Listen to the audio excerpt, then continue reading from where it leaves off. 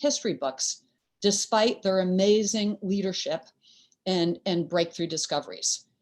And the interesting part is, although we've come a long way towards better gender equity in a lot of fields, in many fields, we're still not where we need to be. And today we're going to look specifically at the gender gap that exists across STEM through the lens of really medicine in particular. And for the last 2 years, through our Magix Career Center services, and Magix, for those of you who don't know, is a company that Wiley acquired 2 years ago. We've had the honor of partnering with them in the Women in Medicine Summit. I think hopefully you saw the little thing up front, because we encourage everyone to go. And in partnering with the Women in Medicine Summit, we've published the Women in Medicine Compendium. And the compendium is packed full of resources and insights from leaders in medicine to professionals looking to build their careers and close the gap in healthcare. And I think we all understand as publishers and leaders of learned societies, we're at the forefront in helping our communities really navigate through these issues associated with gender equity in our respective fields. And each of you have also had this wonderful, quote, opportunity of leading your organization through this incredible pandemic. And I mean, who would have ever thought we'd still be in the midst of it? I would have hoped that with this seminar wouldn't have been virtual by now.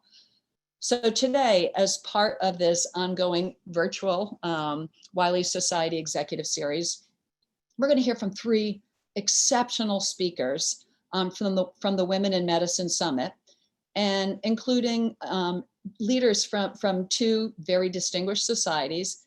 And they're going to share their experiences, ideas, and insights, and how we can work together to make science and research way more inclusive. And so first, what we'll do is we'll hear from our keynote speaker, and then we'll move into an informal discussion with our 2 other panelists. And really important, we want to make sure when we go to the discussion part with the other panelists, that it truly is a conversation. So I'm going to count on you to submit your questions through the Q&A, and we'll work hard to get through as many as possible during the panel. So let me first, by introducing our keynote speaker, we will hear from Dr. Helen Burstyn. And Dr. Burstyn is the Chief Executive Officer of the Council of Medical Specialty Societies, which is a coalition of 45 specialty societies that represents over 800,000 physicians. She's the author of over 100 articles and book chapters on quality, on safety, on equity and measurement. And she's also a clinical professor of medicine at George Washington University School of Medicine and Health Sciences. And so Dr. Burstyn will also be the keynote speaker at the 2021 Women in Medicine Summit. And candidly, I cannot be more humbled to be here with her and honored to have her with us today. And then right after Dr. Burstyn's keynote, we're going to engage in discussion. I said there's 2 other wonderful panelists. We'll have Dr. Darylyn Moyer, who's the EVP and CEO of the American College of Physicians and adjunct professor of medicine at the Lewis Katz School of Medicine at Temple University. And she is also board president of the Council of Specialty Services. And then last but not least, from a panelist perspective, we have Dr. Shika Jain, who's the assistant professor of medicine in the Division of Hematology and Oncology at the University of Illinois in Chicago. And amongst her many roles, she's also the founder and chair of the Women in Medicine nonprofit.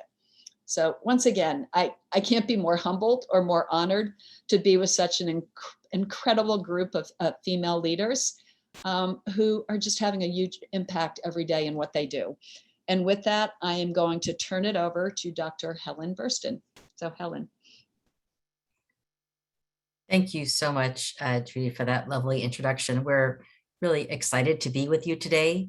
I think this is a real opportunity to think about an issue that really came to the fore, I think, for many of us, having watched COVID unfold over the last 18 months across the US, and sadly across the world as well. So this is a little bit of a teaser to the full keynote that I will do at the Women in Medicine Summit, but I wanted to at least share some of the ideas and generate some discussion that we'll have with Drs. Moya and Jane to follow. And also the article is in the compendium. So I've now plugged the summit and the compendium. So I guess I'm ready to go.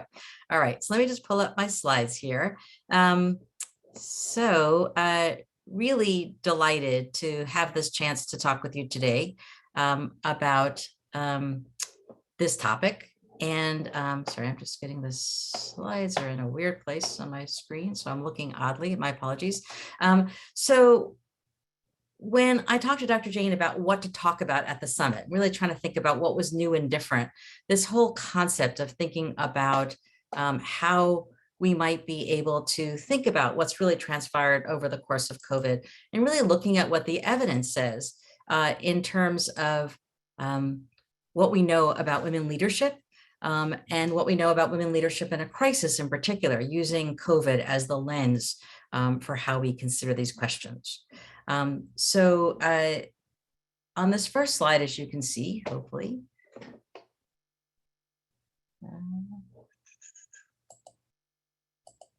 there we go. There's some really interesting research evidence, since many of you live in the research and publishing space, that in fact, women leaders performed better during COVID as an example of a crisis.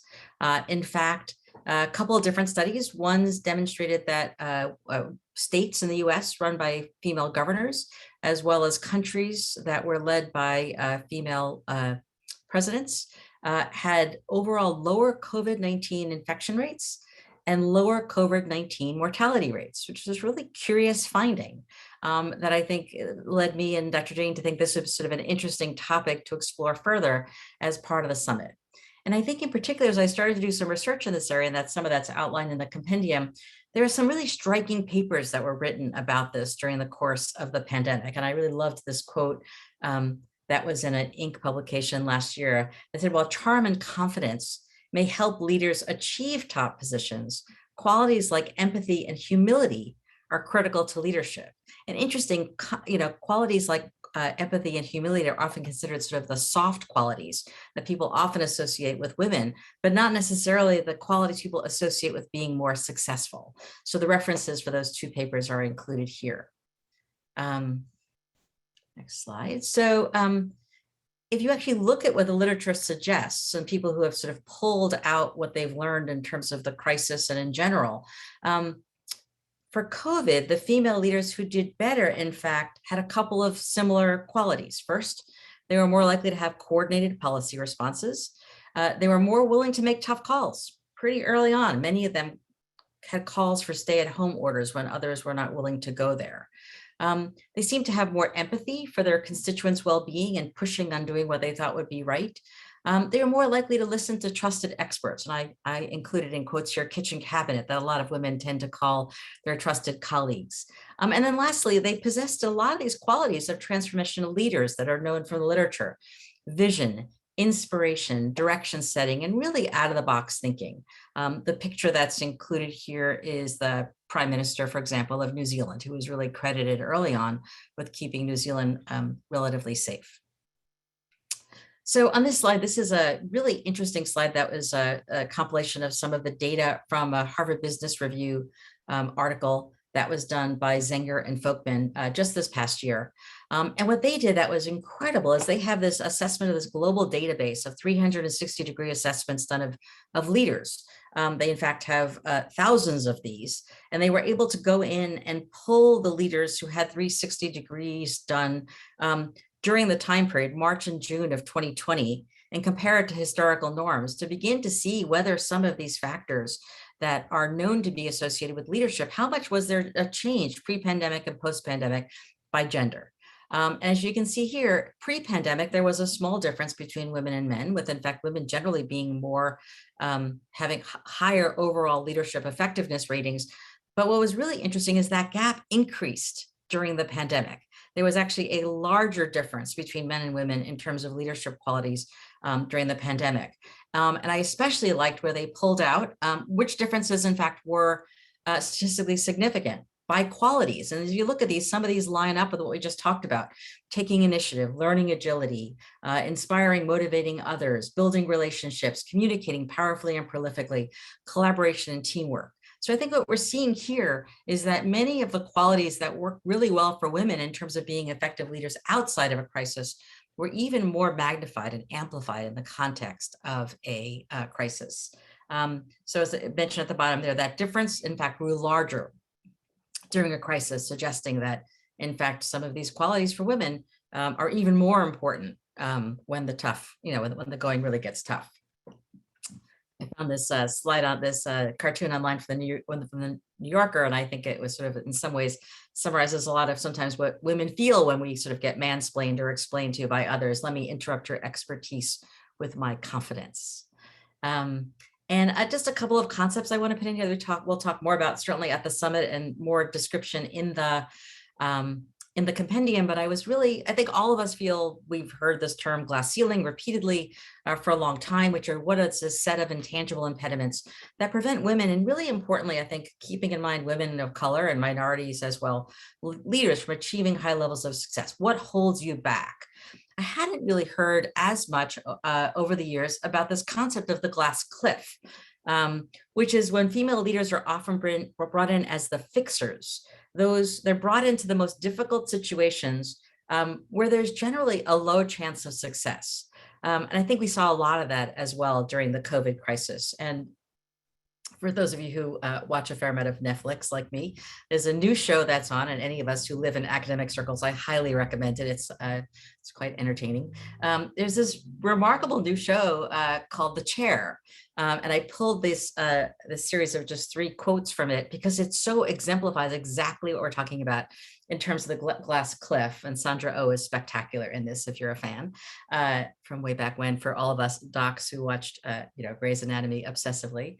I don't feel like I inherited an English department. I feel like someone handed me a ticking time bomb, because they want to make sure that a woman was holding it when it explodes. That, to me, is the perfect representation of what we're talking about in terms of a glass cliff. So I think those are things to keep in mind. We have to figure out how we can get women to get through the glass ceiling and prevent them from getting into situations where they're put into these awkward, difficult situations where it's really an opportunity for falling off a cliff. And Daryl and I have talked a lot about that, about some colleagues who at times we feel like have been put in really difficult situations without a proper safety net underneath them. So this wonderful paper in 2018, also in Harvard Business Review, by many of our colleagues that we know well, who I'm sure have all spoken at the summit at various points over time, Dr. Mangoria, Dr. Jagsy, and others, which is really what's holding women back in terms of leadership. Now, this was written very much from the vantage point of medicine, and I know there's only about a third of you, in fact, are focused exclusively on healthcare. I think the lessons are very generalizable then, and I've pulled out a couple of them on this next slide. Well, first, this was what they shared in their article from 2018, so it's probably a bit outdated. But if we keep in mind that, in fact, more than half of, probably at this point, medical students in the US are women, about 34% of women in medicine are women. In fact, there's a pretty big drop off. 18% of hospital CEOs are women, 16% of deans and department chairs, 10% of senior authors, really interestingly, and only 7% of editors-in-chief, just for many of you who live in that space. So even though there's a great increase in the ranks of women in medicine, we're not seeing the diffusion of women into these leadership spots. And I just threw this in here. This was a very recent paper that was done by Chatterjee and Werner in the JAMA Network Open. And Dr. Aurora and I wrote the editorial about it, looking at yet another example of where journals can play a significant role. And they demonstrated here, for example, that women who are either primary or senior authors, in fact, had less citations of their work than men in those same places. And we had a whole series of ideas and ways to challenge this in terms of the editorial that we wrote. So just lastly, thinking about this, the premise of this is not that we should, men should be replaced by women in all these roles because women are better. I think it's just that we know women do this really well, and there shouldn't be impediments to women rising up to executive levels, C-suite levels, where they can make a difference. So some potential ways to increase women in leadership, certainly sponsorship or mentorship by senior leaders, particularly male leaders who serve as allies, sometimes referred to as he for she. Search processes have to be very transparent. You have to have recruitment processes that go beyond the normal, the usual suspects, who tend to be people or people who others may know, with a preponderance of primarily white men. And Dr. Moyer and I have talked a lot about how often we get asked for recommendations, and all they have in front of them is a list of white men, and we're often the only ones kind of passing along names that are more diverse. I think we also just, again, back to the COVID example, we have to address the significant childcare needs. Those of us who've been home with school-age kids over this last 18 months, and what a hit that's taken on people's research careers, and certainly their ability to publish, I think is going to be impacted as well. But thinking about what that impact looks like academically, or ability to rise through the ranks, but also publishing and succeeding. And then finally, thinking about what are those policies and processes that counter institutional bias and racism, that specifically address the inequities for women from underrepresented groups. Because if we think those numbers on that pyramid are sad for women overall, I don't have the data, but if we did, I'm sure those data would demonstrate an even more significant drop off, or just lower numbers across the board, and then an even harder time getting to the higher levels of leadership. So I'm going to stop there, a bit of a teaser to the full Women in Medicine Summit discussion, and I'm delighted to turn it back over to Judy to introduce our discussion. Thanks again. Thank you so much, Dr. Burston. Oh my God, you've really set the stage well. There is so much to dig into here, and I'm very much looking forward to an interactive discussion, more conversation. So once again, I want to remind everyone, please feel comfortable putting your questions into the chat. And I've also asked for the panelists we could ask each other questions. Again, I really want this to be a conversation. And it's so interesting, you presented a lot of great information, Dr. Burston. And for me, whenever I see a problem, I always call it an opportunity. It's always so important to truly get out the why. And so I'm going to ask you for even a little more detail. So why are there still so few women in leadership? And I'm specifically even thinking just on the medical side, when the majority of doctors are now women. Yeah, it's a fair question. Now, I think it's important to know the majority of doctors are not yet women. The majority of medical students are. So we're coming up the ranks. So that's certainly changing over time. But I think there's a whole host of reasons. I think women have not often been given the same opportunities to get to the next level. I think when people suggest who's going to be in leadership, again, I think they go to people they know and the usual suspects. And I think the reality is some women also make a choice that as they go through, it is difficult to, that I've always hated that question that all women in medicine get of how do you balance your family and your job? And it's a hated question because there is no balance, right? It's a constant juggling game. And I'm certain Dr. Jane with younger kids can speak to this more than Dr. Moyer and I can now, but really recognizing how difficult that is. And I think that's why we have to be very purposeful and intentional about putting opportunities in front of women in medicine and beyond, and give them the support they need to be able to accept that opportunity. And I'd love to hear from Drs. Jane and Moyer. So I absolutely echo what Dr. Burston said. And I will say a lot of people say women don't ask or women don't go up for those opportunities. And I like to push back on that, because I think that a lot of times women do ask and they're told no, or they are not even given the opportunity to ask because somebody else has tapped on the shoulder because they had drinks with each other, or they went out to the bar, or they went out and golfed. A perfect example of something that happened to me, I created an entire program. And when it was time to launch it, I was told that I wasn't allowed to represent it because I was too young. And the phrase that was said to me was, "We don't want just another pretty face out there." And I said, "Well, thank you for calling me pretty, but I orchestrated this and I presented it and I came up with the whole thing. Why are you not allowing me to lead it in public?" And they said, "Well, think of it like a research project where the junior people do all the work and the senior people get all the credit." And I said, "That's not okay. And that's not the way medicine should be going. And that's not the way I operate. When my students and my trainees do the work, they absolutely get the credit." And I think it's a mentality that's existed in medicine, this hierarchical structure that exists. And a lot of times women are at get the short end of the stick. And so I think that there's a lot of culture change that needs to happen, along with a variety of other things that Dr. Burston covered. So childcare, removing those barriers, talking about implicit bias, realizing that the way we interact with each other is based on years and years and years of stereotypes that we have it's been incorporated into our subconscious, and there's nothing wrong with that, but we need to identify that these problems exist and then come up with intentional solutions. And we need to get both men and women at the table talking about how do we make these changes and how do we make it so our junior faculty or our women faculty aren't being looked over because they are too pretty or too young or too inexperienced, when in actuality, their CVs are exceptional. They're just looking at someone at face value. I think that's absolutely great. And just want to add that you can't expect to get to a more equitable environment in terms of leadership unless you remove those structural impediments. I remember early on in my career wanting to participate on a clinical service, but again, having 95% of my children, who were very young at the time, care at my feet, I recommended a change in the way that the rounding occurred, a change in the timing, and I was cut off at the knees. So, it's very clear from examples like that people have to change their attitude. And I think that COVID really illustrated the issues we have, particularly around women and some men who have the primary caregiving responsibility in their families. And we saw it was women that either exited the healthcare workforce very quickly because they had no choice. There was no support for helping to create a system of care for children or dependent adults,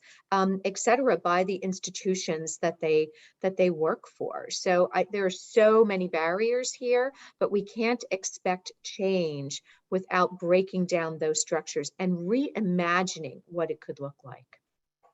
So that was a great comment. So how do we go about breaking down those structures? Because you're spot on there.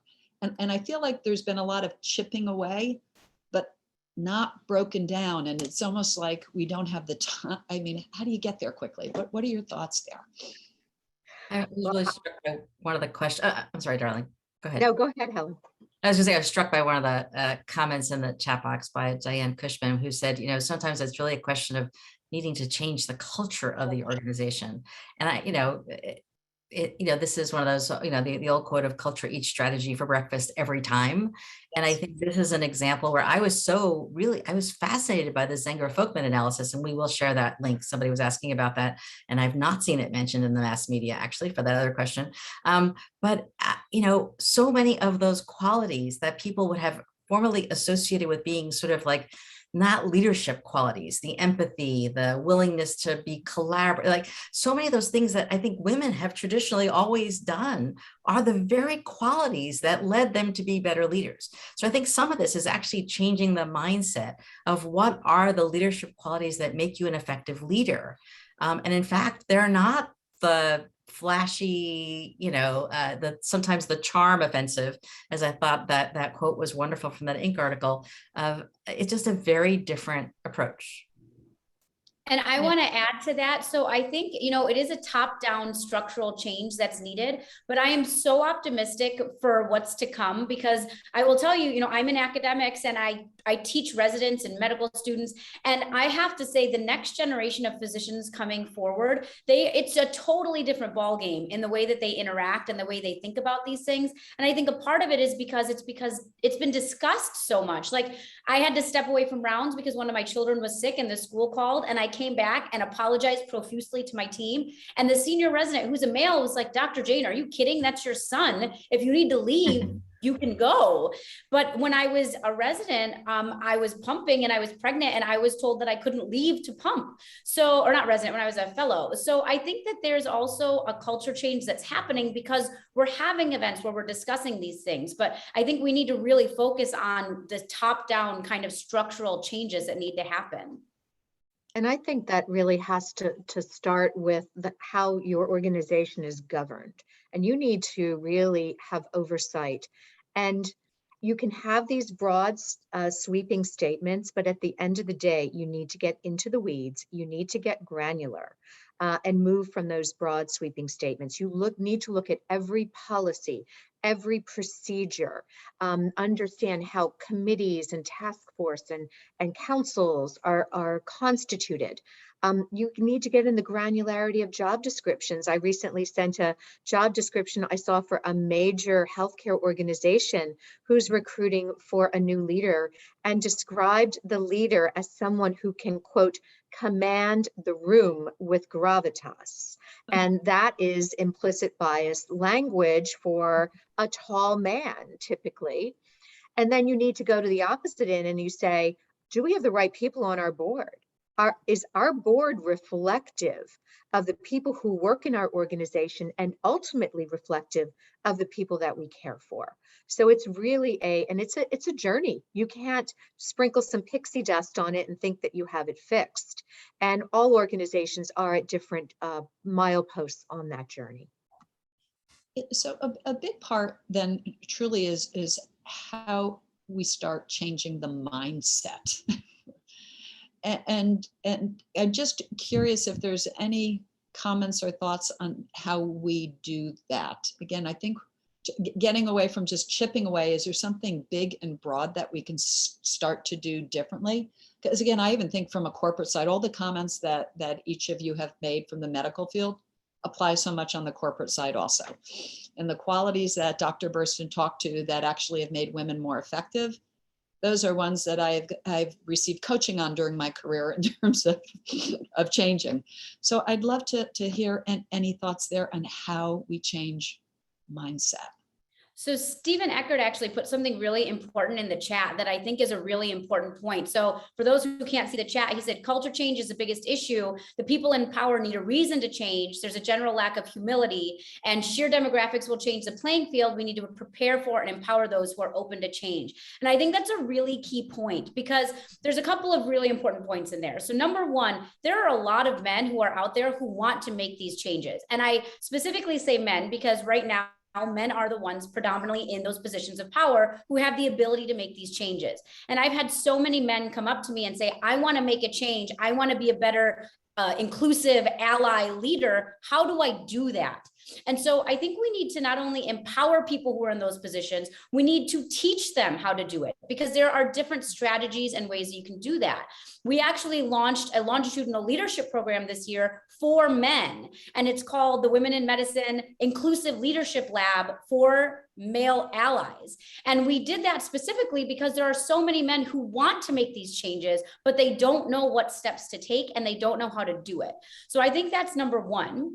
I think number two, there also needs to be a huge emphasis on the fact that institutions and organizations that have heterogeneous populations in leadership actually perform better. They have better patient outcomes. They have more money coming in. They get more awards. They have better retention. This has all been studied. It's not new information.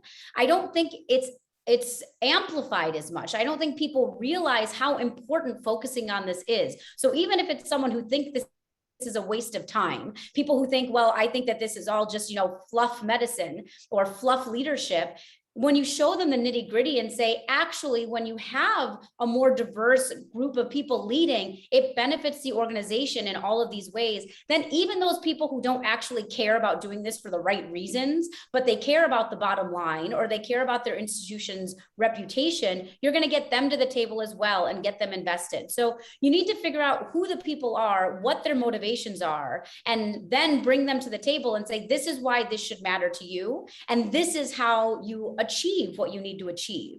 And I think it really takes that intentional motivation. I tell people all the time, I'm so sick and tired of hearing this is a problem, this is a problem, this is a problem. We have so much research and so much data proving that these are all problems. Now we need to be focusing on the solutions, and that requires everybody to be at the table and then having these intentional solutions with skill sets, with tools in how to implement these things effectively and not just pay lip service to the problem.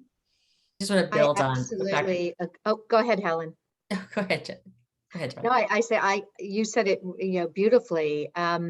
that yes, there's been a tsunami of data that Houston, there's a problem. Unfortunately, there's not a tsunami of solutions. But I do think where I've seen occasionally organizations get stuck is when they don't pave that road. And healthcare, medicine, the worlds that we live in are data driven and evidence based. And here is this data, and here are those compelling reasons. And I think presenting that elevator story is really critical. And then we just need to get on with it. We need to stop talking about it, get on with it. I'm happy to say that ACP is sending a couple of our male he for she allies to the WIMS Leadership Lab as well, and really looking forward to what they'll bring back to our organization. And that's the other thing is don't just count the men in the room. Invite them to the talks and the seminars and the panel discussions, and really, get them really energized about this. I think that's absolutely critical. Yeah. And maybe just to build onto that point as well, I think a couple of things. These are all wonderful comments. We recently had Dr. Clyde Yancey presented our initiative we're doing with ACG&E on equity. And he said something that was really, really powerful. He made the case that equity should really be viewed as an attribute of professionalism, that, by actually diversity is a pathway to excellence, and we need to do whatever we can to, in fact, push that as a key element of at least all of our collective professionalism. I also want to say, in addition to training, which I think is really important, I think the other piece of this is that we also have to change the way we do things. We have to have different approaches for calls for nominations, calls for papers, calls for editorial board. If we just put things out passively, they may not get to some of the folks who could really be qualified, but just may not have seen that as an opportunity. And anything we can do to actually really also feed the pipeline, the people along the pathway, so that we get folks really early in their career and say, what can we do to bring you up those very intentional, what can we do to bring you up those next levels, and actually change the way you do it for calls for nominations. Sometimes it only goes out to the usual suspects and no one else will see it. Intentional about changing your policies, changing your practices. That's something we think we could do, for example, at CMSS. Not everybody has to redesign their call for noms processes. We probably could help you come up with a set of best practices that everyone could use to try to push some of those ideas forward. And then lastly, there's also a famous dictum in this world that you cannot be what you cannot see. And I think the more people get exposed to what's possible, seeing more women in leadership, seeing more women and men from underrepresented groups in leadership, creates an opportunity to see what's possible. And in this day of this virtual world has had some negatives. We're all a little Zoom fatigued. But it also has created this remarkable ability to have mentoring from afar. Your mentor can be anywhere. So really thinking outside the box about who could mentor somebody coming up to really be a leader, regardless of whether they're in your institution or not, I think is another way for us to think about it. A lot of our societies, for example, are doing many of these leadership training programs. And that's a really important comment on the mentoring side. And I would love to hear from each of you in terms of mentors in your life. Either you fostered that relationship or you benefited from a mentor you had, and how you pay it forward.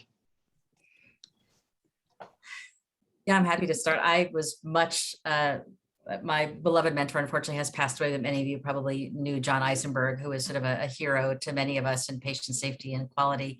And I met him the first time because we were actually in the same wedding party for friends of ours who were getting married, and then sort of stay friends. And then one day out of the blue, I was running regression models in my office at the Brigham in Boston at 7:30 p.m. on a Friday night, just a whole other conversation. And John called and said, why haven't you applied for the center director position at the Agency for Healthcare Research and Quality? Everybody says you're perfect and you should apply for this one. I have a job. I have a good job. I just got promoted to Harvard Medical School. And there was just this remarkable energy and willing to talk to me and willing to say, just come meet with us. There's nothing that says you have to take this job. You'll learn from it. We'll learn from it. And it became just obviously he was very convincing because I went to ARC about 6 months later for 7 years, but just people like that who help you see the possibilities of what could be, even though sometimes you feel like you're pretty comfortable where you are, people who can help shape this different worldview. He said to me directly, I know if you come work with me, I will make your career soar. I will be responsible for it. I will be the person who makes it happen. And he did. And just that, and I have always tried to intentionally do the same thing. Some of my former residents who I recruited when I was back at the Brigham always tease me of the fact that I have been relentless since I interviewed them for residency.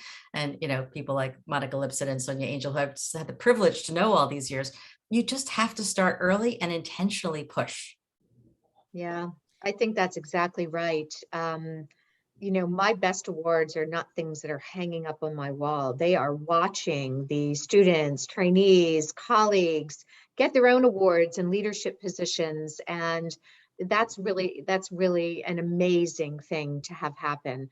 I was really lucky that growing up in rural Pennsylvania, had a rarity in the 60s and 70s in a female pediatrician. And, a lot of people's careers in healthcare are galvanized because of illness that they either had personally or maybe saw growing up. I was in the hospital a couple times with pneumonia as a kid, and I'll never forget her coming to my bedside and talking to me and saying, Darylyn, I think you would be a great doctor. We need more women doctors. And it was that simple conversation that galvanized a career. And since then, because I'm a woman of a certain age, most of my mentors have been men. And again, remember, there's a difference between a coach, a mentor, and an ally. A coach talks at you, a mentor talks with you, and an ally talks about you, a sponsor talks about you. But I really feel like you have to pay it forward, as Helen talked about. And that is really, really critical. And that's just something I try to wake up and say, what am I going to do for other people today? And try to think about that at the end of the day. And I will say I was very fortunate in that I have grown up with a mentor, a built-in mentor. My dad is a surgeon who was my original he for she, and he continues to be my mentor and sponsor. I mean, I was able to speak as a medical student at a surgical conference, a national surgical conference. I was the first student to ever present an abstract there. And that he just really has always supported me and made me feel like I could do anything. And he always tells me, I raised you and your brother exactly the same, because there's no reason, if you're capable, that you shouldn't be doing exactly what everybody else is doing, if not more. And I have so many amazing mentors, men and women. Dr. Vinny Aurora, who was mentioned earlier, is one of my most favorite friends and mentors and sponsors, because what she does is she does exactly what Darylyn and Helen mentioned. She thinks of opportunities and she'll just text you, and she is relentless. She will say, have you done this yet? Have you published this yet? Have you submitted this yet? I saw this opportunity. What do you think about this? She's constantly thinking, how can she help others? Which I think is such an important part of being a mentor and a sponsor, to be perfectly honest.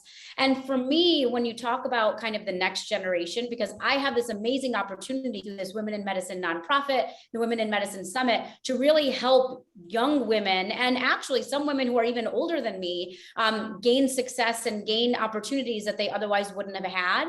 And so I tell anyone who ever works with me, if I give you a task or I put you on a committee, I'm going to give you a title. It's going to go on your CV. If you're working on a paper, you're going to be an author. I try really hard anytime I have a mentee or a student or a trainee or anybody who I'm working with, I want to make sure I'm not making them on a committee that's going to benefit me and benefit my organization, but not necessarily benefit them. And so to me, I think that's also a mind shift change, because in medicine, we're all taught to do a lot of things because for the good of the patient, for the good of the hospital, for the good of the institution, for your colleagues, which are all very, very important. But women especially get roped into doing a lot of that free work that isn't, you're not able to put it on your CV, or you're not able to use it for promotion. You're not able to use it for negotiation, because no one cares that you're on 20 committees, but they do care that you publish 20 papers. So I think it's really important that we find ways to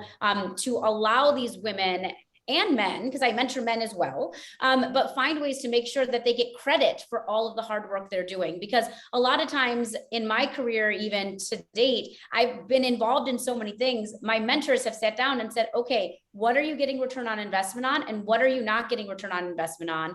The things you're not getting return on investment on, are they making you happy? Are they fulfilling your life? Are they giving you something that's helping you in another way? If not, you need to cut some of those things out and give them as opportunities to other people people that might need them at that point in their career, but maybe you don't. And so I think having also a mentor who can sit down and help you tailor what you should and shouldn't be doing, especially for people like me who say yes to everything, like doing a webinar in the middle of me being on service.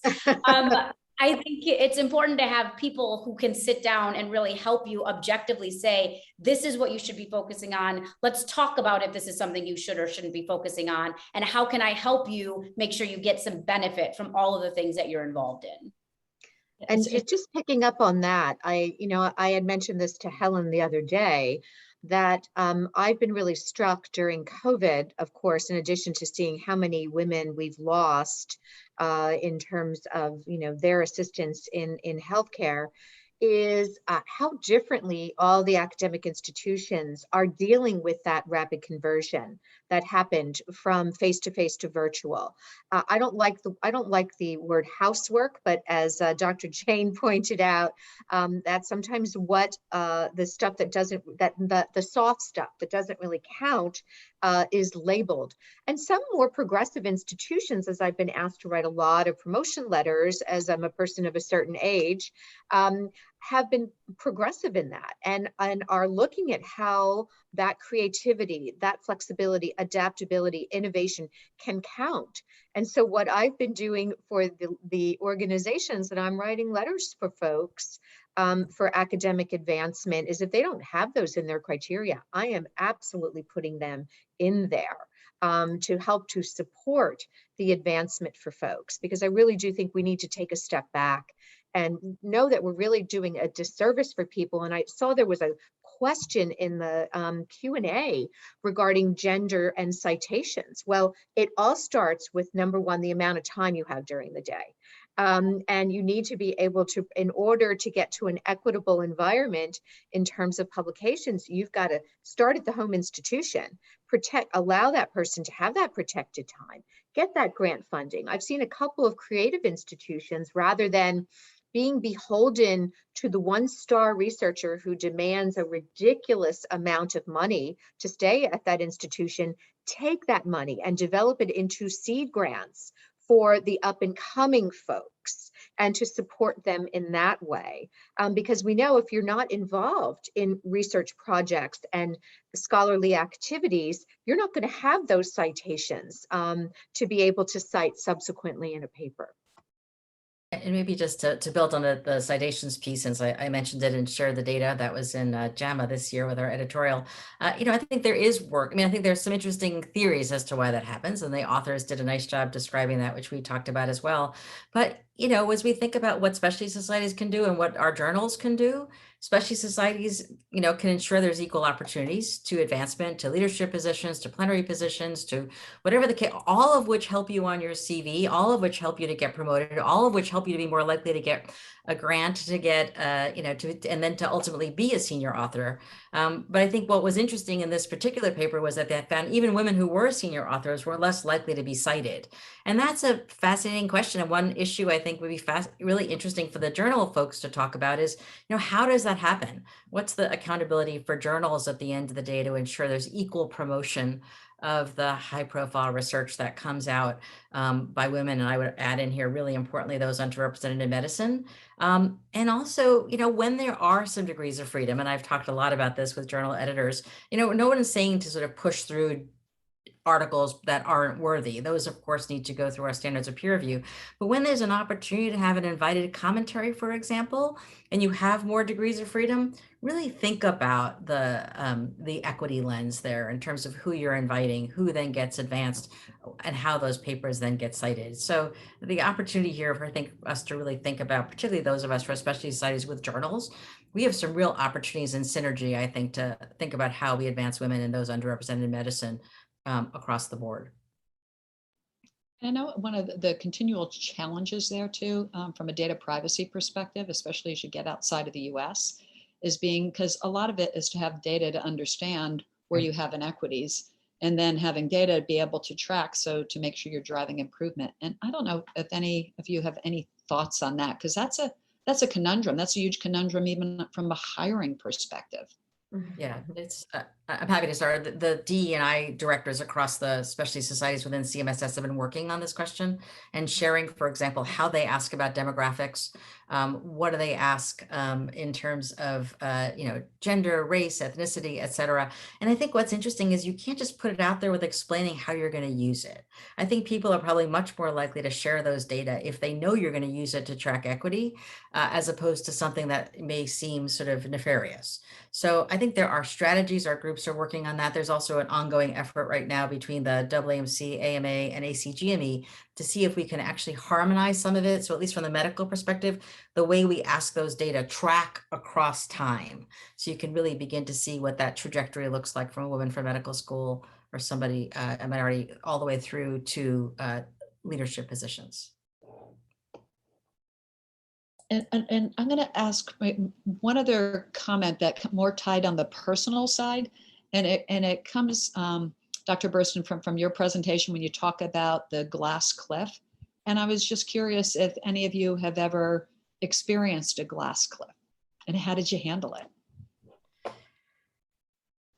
Well, I can tell you that any leader who is at a healthcare institution that is truly a nonprofit and works on the margins constantly, that we always felt like we were on glass cliffs, but it's actually been pretty well documented that if you take a look at where women are chairs of departments and the big deans at medical schools, not the medical education or the student affairs deans, because we know those are more likely to be women, there seems to be a higher proportionality of women put into those more precarious leadership positions. So that absolutely happens. And so I think that that's something, again, we need to really be able to, to figure out what the solutions are there as well. Yeah, I turned down a position that I knew was a glass cliff. And I just said, I explicitly said I wasn't going to come in and clean up what I knew was there. I wanted to be able to advance something forward. But it is interesting. I think people gave me a little bit of stink eye when I did that, but I think sometimes you need to do what's right. And sometimes it doesn't make sense to take a position that will not allow you to really advance the cause. You'll just be stuck cleaning up a mess. But it's real. It happens all the time. And women seem to get into that position very commonly. And I've definitely been given leadership titles without any support and without any possibility of success.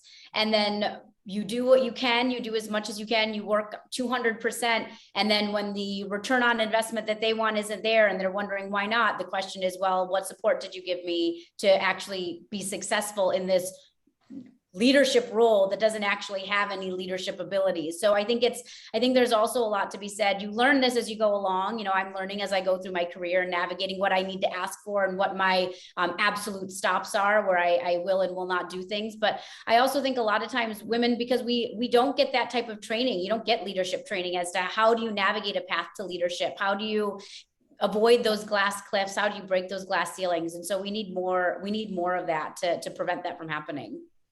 And the one thing I want to say is that I feel like one of the things that I hope that I've been helpful is in helping people navigate that. What are the questions you need to ask? Like there was for a while sort of an epidemic of these chief wellness officer positions that were being offered to people. But yet the office wasn't resourced. There was really no power for that position, and they just weren't given any money. And so helping people sort of ask the right questions when they're looking at positions, I think is something that those of us that have sort of been in this game for a while can be really helpful for. And the other thought I want to really leave everybody with is don't be afraid to ask people, go up to people that you've heard, give a talk at a meeting, email them, connect with them. I think that's what women do really, really well. Again, one of the reasons why probably you've seen the leadership of women really move through this pandemic. And whether you're a man or a woman, and whether the person is a man or a woman, just, we're all really approachable. Just reach out to us. And one thing I will say that we created with the Women in Medicine Summit is we've created a community where people can do that. And, you know, because there's no handbook for how you can go up for promotion or how you can negotiate a job to CEO. We've created a lot of programming, and programming is good and important, and those skills are important. But like Darylyn said, you need the people to ask. I've emailed both Darylyn and Helen before and said, what do I do in this situation? And so those communities are there. And if you don't know people, like Darylyn said, email them. Social media is the easiest way to reach out to people. I mean, there's a whole host of people out there who are just dying to give you their opinion.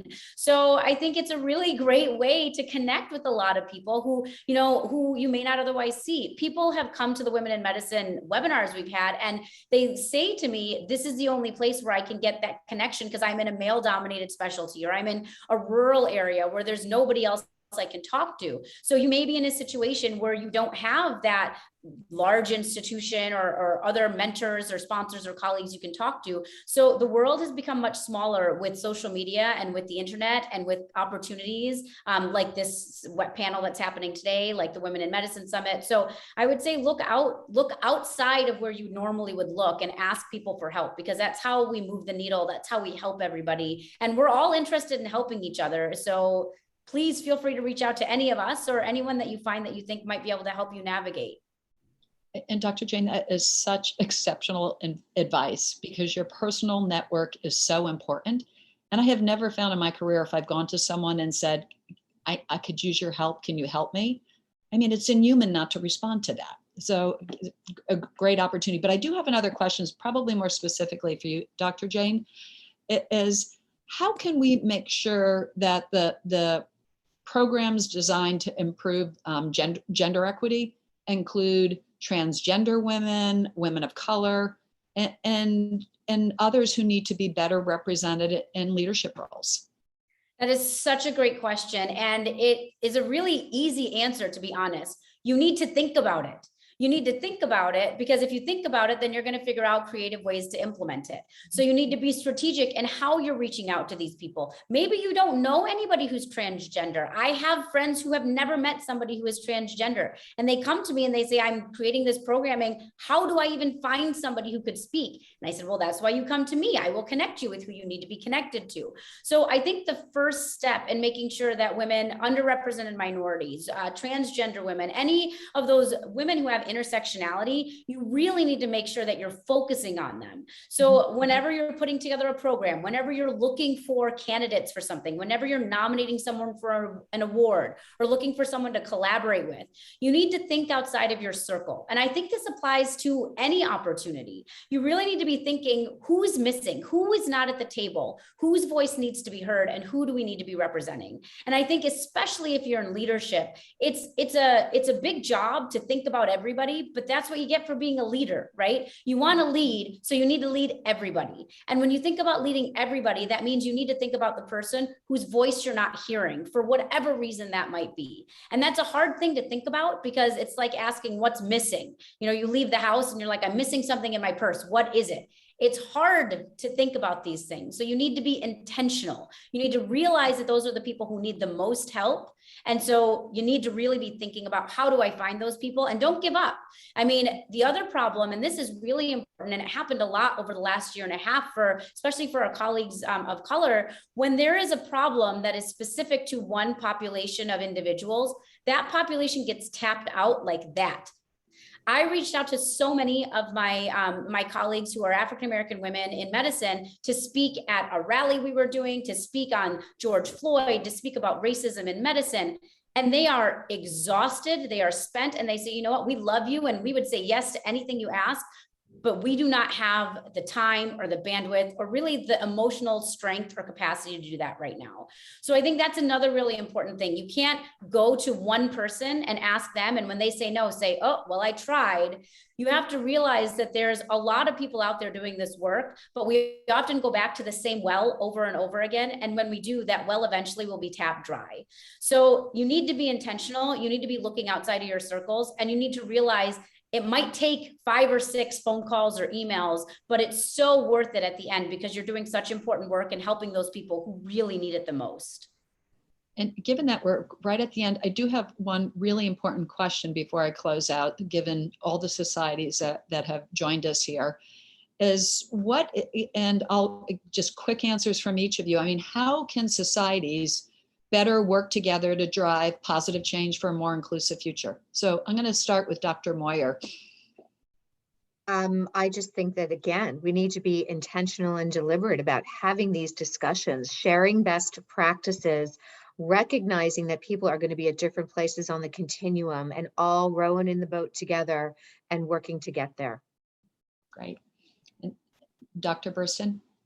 Yeah, Dr. Moore stole my thunder. Yes, I agree completely. I think there's a real opportunity to share what we're all learning. I also think we have to be intentional and actually measure impact. I'm a measurement wonk, but I think so many times we throw out these programs as if we think they're going to work. We actually need to know that they work. We need to ask those who go through them. As we're putting forward leadership opportunities or things like that, there have to be a real evaluation at the end of the day and share what works.